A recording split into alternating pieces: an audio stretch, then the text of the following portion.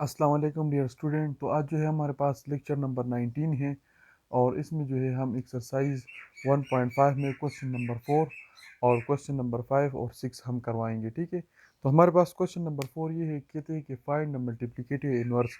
ये page number 38 के ऊपर मौजूद है। तो आप जब भी मल्टीप्लिकेटिव इनवर्स फाइंड करोगे, ठीक है ना, तो इसमें हमारे पास जो है 4 पार्ट है। तो 4 पार्ट में जो है मैं एक पार्ट ही करवाऊंगा, ठीक है ना। उसमें मैंने पहले पहले पार्ट आपको सॉल्व करवाता हूँ। वो हमारे पास क्या है कि फॉर एग्जांपल ये एक ए मैट्रिक्स है, 4 3 1 1। ये हमारे पास एक मैट्रिक्स दिया हुआ है और हमें कहते हैं कि इसका मल्टीप्लिकेटिव इनवर्स फाइंड कर लो। तो उसको जो है हम सिंपल ही एडजॉइंट मेथड यूज़ करेंगे। और उसके लिए हमारे पास हिंट्स क्या है कि फॉर एग्जांपल ए है ना, तो ए का इनवर्स हमें फाइंड करना है। तो हम क्या करेंगे, एडजॉइंट ऑफ ए लेंगे डिवाइड बाय इसका डिटर्मिनेंट। ठीक है, लेकिन मैंने आपको पहले ही लेक्चर में कहा था कि डिटर्मिनेंट हम पहले लेंगे। अगर वो हमारे पास नॉन सिंगुलर आ गया तब जो है ए इन्वर्स पॉसिबल होगा।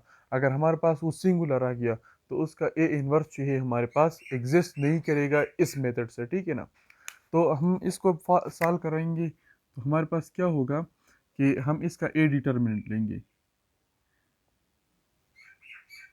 तो ये 4 1 3 1 आ जाएगा।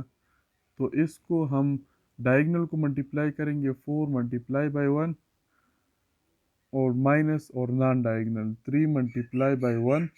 तो ए डिटर्मिनेंट हमारे पास आ जाएगा 4 - 3, और जो कि हमारे पास 1 का जो है हमारे पास इक्वल आ जाएगा। ठीक है ना, तो हमारे पास ए जो है, ए डिटर्मिनेंट जो है वो मतलब नॉन सिंगुलर आ गया ना, mean non singular. So there inverse exist. ठीक है ना, जब नॉन सिंगुलर आएगा तो उसका जो इन्वर्स है वो हमारे पास एग्जिस्ट करेगा। ठीक है, तो अब जो है हम क्या करेंगे कि हम एडजॉइंट फाइंड करेंगे। तो हमारे पास ए मैट्रिक्स है, इसको हम इसी तरह लिखेंगे, 4 1 3 1 लिखेंगे और एडजॉइंट फाइंड करेंगे। तो एडजॉइंट ऑफ ए का क्या तरीका था कि जो डायगनल है इसकी जगह हम चेंज करेंगे, मतलब ये डायगनल है तो इसको हमने 1 को 4 और 4 को 1 कर लिया और इन दोनों की साइन चेंज करना है, -3 1। ठीक है, तो हमारे पास क्या आ जाएगा, ये एडजॉइन आ गया, ये डिटर्मिनेंट आ गया। तो अब इस फार्मूल इसके अंदर जो है हमें पुट करना है, तो ये इसका इन्वर्स आ जाएगा। ये इन्वर्स इक्वल टू एडजॉइन क्या है, इसकी जगह पर ये पुट करना है 1 -3 -1 4, और डिटर्मिनेंट क्या है हमारे पास 1 है या नहीं है। तो ए इन्वर्स हमारे पास क्या आ गया, 1 - 3, और इधर हमारे पास 1 और इधर हमारे पास 4। ठीक है, तो ये हमारे पास रहा ए इनवर्स। अब इसके अगर आप वेरिफिकेशन करवाओगे तो आप इस तरह कर लो कि ए को मल्टीप्लाई कर लो, ये ए मैट्रिक्स है ना ए, इसको मल्टीप्लाई कर लो इस ए इनवर्स मैट्रिक्स से। अगर हमारे पास इससे आइडेंटिटी मैट्रिक्स आ गया तो हम कहेंगे कि इसका जो ये इन्वर्स हमने फाइंड किया हुआ है ये हमारे पास ठीक है। ठीक है ना, तो आप इसको वेरीफाई भी कर सकते हो अपने लिए। ठीक है ना, लेकिन यहाँ पर कोई भी नहीं कहा है कि आप वेरीफाई कर लो या ना कर लो। ठीक है, तो हमारे पास सिर्फ यही कहा है कि इसका मल्टीप्लिकेटिव इन्वर्स हमारे पास फाइंड कर लो, वो हमारे पास ये है। तो वो उसमें क्वेश्चन नंबर 4 में 3 पार्ट रह गए, वो आप खुद कर ले। किसी को कोई प्रॉब्लम है तो वो कमेंट में पूछ भी सकते हैं। ये हमारे पास रहा क्वेश्चन नंबर 5, लेकिन इससे जो है ये क्वेश्चन थोड़ा सा लंबा है। क्वेश्चन नंबर 5 और 6 ये सेम ही है, तो एक मैं सॉल्व करवा लूँगा और एक जो है आप खुद सॉल्व करवाओगे। ठीक है ना, और ये जो है पिछले टॉपिक से भी रिलेटेड है। मतलब पीछे हमने एक ट्रांसपोज वाले प्रॉपर्टी पढ़ा हुआ था, वो क्या था, वो हमारे पास ये था कि अगर हमारे पास ए और बी दो मैट्रिक्स है, अगर हम इसके ट्रांसपोज ले लें तो ये बराबर होगा B transpose into A transpose. ये हमने मल्टीप्लिकेशन में ट्रांसपोज की प्रॉपर्टी पढ़ा था। ठीक है, इसी तरह हमारे पास इनवर्स के अंदर हमारे पास प्रॉपर्टी है, वो क्या है, वो ये है कि अगर हमारे पास आ जाए कि ए बी का इनवर्स आप फाइंड कर लो। मतलब अगर आप ये ऊपर वाले में ए ट्रांसपोज पहले लिखो और बी ट्रांसपोज को बाद में लिखो, तो फिर हमारे पास वो वेरीफाई नहीं होगा। इसके अंदर मैंने फिर 4 केसेस बताए हुए थे कि किस टाइम हमारे पास वेरीफाई होगा, ठीक है। जब आइडेंटिटी मैट्रिक्स हो या जीरो मैट्रिक्स हो, उस वक्त फिर अप्लाई होगा, अदरवाइज नहीं होगा। तो ये कंडीशन हमारे पास फॉलो होगा। मतलब ए ट्रांसपोज अगर पहले लिखेंगे, बी ट्रांसपोज बाद में लिखेंगे, फिर वेरीफाई नहीं होगा। इसी तरह इसमें है, अगर ए बी का होल इन्वर्स आ जाए तो ये बराबर होगा B inverse into A inverse. या अगर हमारे पास आ जाए बी ए ट्रांसपोज, तो ये बराबर होगा ए ट्रांसपोज पहले, मतलब इसको उल्टाना है, ठीक है, और बी ट्रांसपोज बाद में, ठीक है। तो ये प्रॉपर्टी, ये जो दो प्रॉपर्टी है ये वाला, ये हम इस क्वेश्चन में जो है हम वेरीफाई करवाएंगे, ठीक है ना। और ये ऊपर वाला जो था ये हमने पीछे किया हुआ था, ठीक है ना। तो अब ये क्वेश्चन नंबर 5 है। कहते हैं इसमें ए मैट्रिक्स ये है, बी मैट्रिक्स ये है। हमें कहते हैं कि आप फाइंड कर लो, ए बी फाइंड कर लो। फिर दूसरे पार्ट में कहते हैं बी ए फाइंड कर लो। फिर तीसरे पार्ट में कहते हैं ए इनवर्स फाइंड कर लो और बी इनवर्स फाइंड कर लो। और फिर कहते हैं शो कर लो, ये देख ली वो जो प्रॉपर्टी मैंने कहा था, ए बी का whole inverse equal to B inverse into A inverse. और इस तरह कहते हैं बी ए का होल इनवर्स ये बराबर होगा A inverse into B inverse, ठीक है ना। लेकिन इन दो प्रॉपर्टी में अगर ये तीन चीज़ें ना भी पूछ ले, मतलब क्वेश्चन नंबर 6 जो है उसमें आपको आपसे जो है ये तीनों पार्ट नहीं पूछे हुए हैं, आपको डायरेक्टली ये दिया हुआ है, कहते हैं कि ये शो कर लो। तो अगर आपको इसको शो करना है तो ये तीन पार्ट आप ऑलरेडी भी करोगे, अगर ये आपको कहा जाए या नहीं कहा जाए। लेकिन अगर आपको ये दिया हुआ हो ना, तो आप ये तीनों पार्ट खुद ब खुद जो है करोगे, ठीक है ना।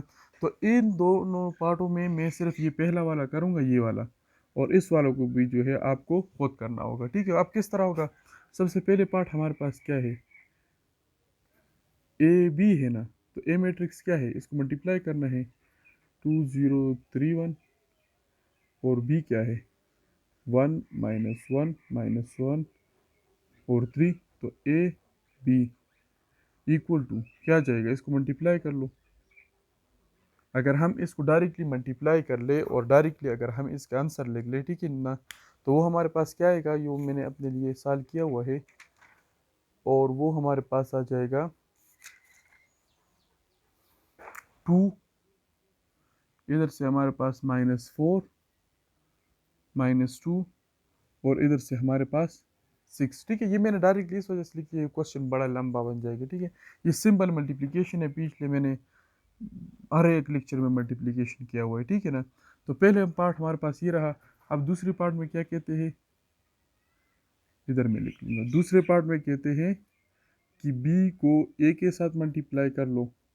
तो बी मैट्रिक्स पहले लिखेंगे 1 - 1 - 1 3, और ए मैट्रिक्स को बाद में लिखेंगे 2031, ठीक है, और साथ ये आ जाएगा, ठीक है। तो अगर बी ए को भी डायरेक्टली भी मल्टीप्लाई कर लो और इसका आंसर मैं लिख लूँ, तो वो हमारे पास आ जाएगा 5 - 1 5 - 1 और -11, और इधर से हमारे पास 3 आ जाएगा, ठीक है। इसको भी सिंपल जो है हमने मल्टीप्लाई किया हुआ है, ठीक है। अब हमारे पास तीसरे पार्ट में कहते हैं ए इनवर्स और बी इनवर्स फाइंड कर लो, ठीक है। तो अब जो है हमारे पास पार्ट 3 है, और पार्ट 3 में हमारे पास क्या कहते हैं कि ए इनवर्स और बी इनवर्स फाइंड कर लो। तो ए इनवर्स के लिए मैंने तरीका बताया ही होता क्या, adjoint of A divide by determinant of A, ठीक है। तो आप ए मैट्रिक्स के पहले डिटर्मिनेंट ले ले, मैं भी डायरेक्ट ले लिखता हूँ, ठीक है। ए डिटर्मिनेंट क्या है 2031, और इसको अगर हम सॉल्व कर ले तो 2 × 1 -3 × 0, ठीक है। तो हमारे पास इधर से आ जाएगा 2। तो ए डिटर्मिनेंट हमारे पास क्या है, 2 है, तो मतलब इसका ए इनवर्स पॉसिबल है। अब एडजॉइंट फाइंड कर लेंगे, इसके इक्वेशन 1 नाम देंगे। और एडजॉइंट ऑफ ए हम किस तरह फाइंड करेंगे कि हम ये जो पहला इन दोनों की जगह चेंज कर लेंगे और इन दोनों का साइन हम चेंज कर लेंगे, ठीक है। तो हमारे पास क्या आ जाएगा, 2 1 और 2 की जगह चेंज कर लेंगे, 1 2 आ जाएगा, और इन दोनों की साइन -3 और इधर 0, तो मतलब ए इनवर्स हमारे पास क्या आ जाएगा, एडजॉइन ऑफ है, मतलब इक्वेशन 1 और 2 को जो है हम इस इक्वेशन स्टार के अंदर पुट करेंगे, तो एडजॉइन ऑफ ए हमारे पास ये है 1 -3 0 2 और डिवाइड बाय डिटर्मिनेंट क्या है, ये देख लिया 2। ठीक है, तो ये हमारे पास ए इनवर्स रहा। अब बी इनवर्स फाइंड करना है, तो बी इनवर्स के लिए भी हम adjoint of B determinant of B लिखेंगे। ठीक है, उसके लिए इक्वेशन सर्च चुका और इसको मैंने इक्वेशन z नाम दे दिया। ठीक है, तो अब क्या करना है, इसमें जो है आपको पहले बी डिटर्मिनेंट फाइंड करना है। तो बी डिटर्मिनेंट क्या आ जाएगा, इसको मतलब करना है, तो 1 -1 और -1 3 ये आ जाएगा। तो अब बी डिटर्मिनेंट क्या आ जाएगा, इसको मल्टीप्लाई करना है, 3 मल्टीप्लाई बाय 1 माइनस और -1 मल्टीप्लाई बाय -1, तो 3 और -1, तो हमारे पास क्या आ जाएगा, 2 आ जाएगा। ठीक है, अब इसका एडजॉइंट फाइंड करना है, बी का एडजॉइंट, तो मतलब इन दोनों की जगह चेंज करना है, 3 1 आ जाएगा, इन दोनों की साइन यहाँ पर -1 है, यहाँ पर -1 है, तो दोनों के साथ +1 आ जाएगा। ठीक है, तो अब हमारे पास क्या करना है, इसको भी हम इक्वेशन 3 नाम दे देंगे, इसको इक्वेशन 4 नाम दे देंगे और इसको हम इक्वेशन z के अंदर पुट करेंगे, तो हमारे पास क्या आ जाएगा, B inverse equal to adjoint 3 1 है, 1 और 1 है और डिटर्मिनेंट क्या है, वो 2 है हमारे पास। तो ये बी इनवर्स आ गया और ए इनवर्स हमारे पास ये आ गया। ठीक है, और ए बी का मल्टीप्लिकेशन बी ए का मल्टीप्लिकेशन इससे पहले हमने कर लिया, मतलब ये भी पूरा हो गया, ये भी हो गया, ये भी हमारे पास हो गया। अब ये दो प्रॉपर्टी हमें वेरीफाई करना है, ये वाला मतलब ए बी को मल्टीप्लाई करेंगे, उसका इन्वर्स लेंगे, फिर बी इनवर्स और ए इनवर्स हमने ऑलरेडी ये फाइंड कर लिया। तो आप देखेंगे कि ये दोनों जो है आपस में बराबर होगा। ठीक है, और ये वाला पार्ट जो है ये पार्ट नहीं है, मतलब इसका ये हिस्सा जो है आप खुद कर लेंगे। ठीक है ना, तो अब मैं इस प्रॉपर्टी को जो है वेरीफाई कर लूँगा आपके सामने। तो हमने जो है पिछले जो ए बी जो मल्टीप्लिकेशन हमने किया हुआ था वो आपने अपने पास नोट किया कर ले, और इस तरह बी इन्वर्स जो किया था वो भी नोट कर ले, और ए इन्वर्स जो किया था वो भी आपने नोट कर लिया होगा। ठीक है, तो अब क्या करना है, ए बी इन्वर्स फाइंड करना है ना।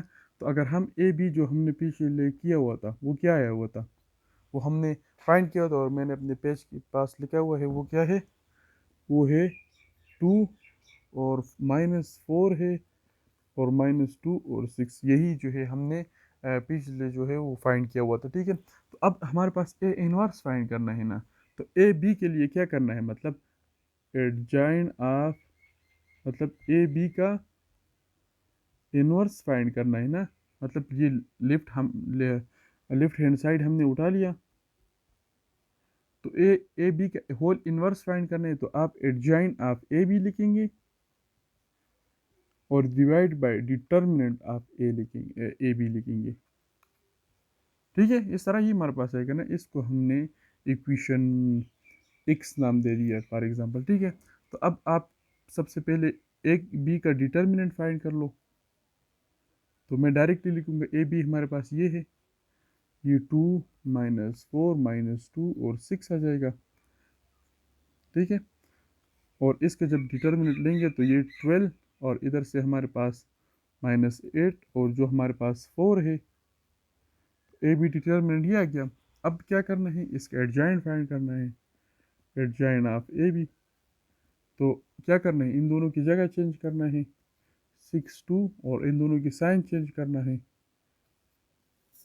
ठीक, तो हमारे पास एडजॉइंट ये गया, तो मतलब ए बी का जो डिटर्मिनेंट है वो हमारे पास क्या गया, ए बी का होल डिटर्मिनेंट हमारे पास क्या गया, 6 4 2 2 और डिवाइडेड बाय इधर से हमारे पास क्या हुआ था, 4। ठीक है, तो मतलब अगर हम ए बी डिटर्मिनेंट ले लें तो वो हमारे पास फाइनली क्या आ जाएगा, मतलब इस 4 को इस मैट्रिक्स के हर एक एलिमेंट से डिवाइड कर ले, तो पहले वाले से हमारे पास आ जाएगा 3/2, दूसरे से हमारे पास आ जाएगा 1/2, इससे हमारे पास आ जाएगा 1 और इससे हमारे पास आ जाएगा 1/2। ठीक है, अब हम जब बी डिटर्मिनेंट को मल्टीप्लाई करेंगे ए डिटर्मिनेंट के साथ, तो आप देखेंगे कि वो भी जो है इस मैट्रिक्स के जो है ये जो ए बी होल इन्वर्स हमने फाइंड किया हुआ है, ये इसी ही का जो है हमारे पास बराबर होगा। अब मैं आपको ये राइट हैंड साइड आपको फाइंड करवाऊंगा। तो अब जो है इसमें जो है हम ये राइट हैंड साइड उठाएंगे, लेफ्ट हैंड साइड हमने फाइंड कर लिया, वो ये आ गया। तो राइट हैंड साइड को देखेंगे, B inverse into A inverse है, और बी इन्वर्स हमने पिछले फाइंड किया हुआ था, जो हमारे पास क्या हुआ था, 1/2, और हमारे पास साथ वो ये हुआ था 3 1 1 1, और मल्टीप्लाई बाय साथ जो है ए डिटर्मिनेंट क्या हुआ था, ए इन्वर्स हमारे पास क्या हुआ था, 1/2, और साथ जो है हमारे पास 1 0 और 3 3 2 हमारे पास आया हुआ था। ठीक है, ये मैंने पेज के ऊपर नोट किया हुआ है अपने पास। ठीक है, तो आप इसको पहले मल्टीप्लाई कर ले तो इससे हमारे पास 1/4 आ जाएगा। अंदर जो है 3 1 1 1 ये आ जाएगा, और इधर से 1 3 0 2। ठीक है ना, तो अब आप अगर इन दोनों को मल्टीप्लाई कर ले तो क्या आ जाएगा, 1/4 इधर के, ये रो को कॉलम के साथ, फिर रो कॉलम के साथ, इधर से रो कॉलम के साथ, फिर इधर से रो कॉलम के साथ, 3 × 1 प्लस 1 × 3, इधर से 3 × 0 प्लस 1 × 2, इधर से 1 प्लस 3, 1 × 3, इधर से 1 × 0 प्लस 1 × 2। तो अगर आप इसको सॉल्व कर ले तो ये हमारे पास आ जाएगा B inverse into A inverse, जो है हमारे पास फाइनली क्या आ जाएगा, 6 4 2 2। इसको अगर आप सॉल्व कर ले, ठीक है ना, तो अगर आप ये right hand left hand side ये था ना, अगर इसको देख ले और लेफ्ट राइट हैंड साइड को देख ले, इसको देख ले, ये दोनों बराबर है या नहीं है, तो ये वाला प्रॉपर्टी हमारे पास क्या हो गया, होल्ड हो गया, और इसी को हमने नाम दे दिया क्वेश्चन नंबर 5। ठीक है ना, तो आज के लिए हमारे पास इतना ही काफ़ी है। ठीक है ना, अगले लेक्चर में इंशाल्लाह जो है हम 1.5 1.6 के लिए काम करवाएंगे, और इंशाल्लाह अगले लेक्चर में जो है हम इस चैप्टर को ख़त्म करेंगे। ओके जी, अल्लाह हाफिज़।